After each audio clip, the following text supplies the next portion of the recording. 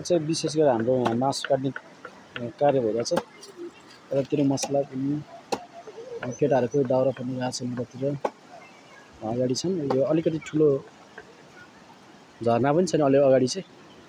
हामी चाहिँ ठ्याक्कै ढुङ्गा ठुलो ढुङ्गाको आडमा बसेको छौँ।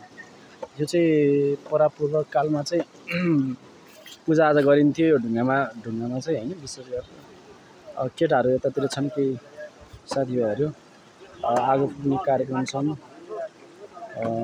आगो फुकेर चाहिँ अब तरकारी बनाउने तरखारमा छन्। यता चाहिँ हामी घर जाने बाटो यो चाहिँ हामी बिहान यही बाटो भएर आएको है साथीहरू। हामी चाहिँ ठ्याक्क खोलाको आडमै छौँ। निकै ठुलो खोला छ। सानो सानो झरनाहरू पनि छन्। विशेष पानी झर्ने क्रम छ। झरनाहरू छन्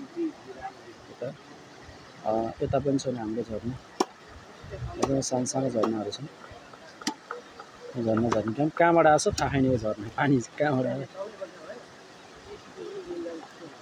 यता माथि सुक्खा पहाड छन् तर भए पनि पानी झरिरहेको छ। खोला निकै चिसो छ। बगिरहेको खोला निकै चिसो पानी छ।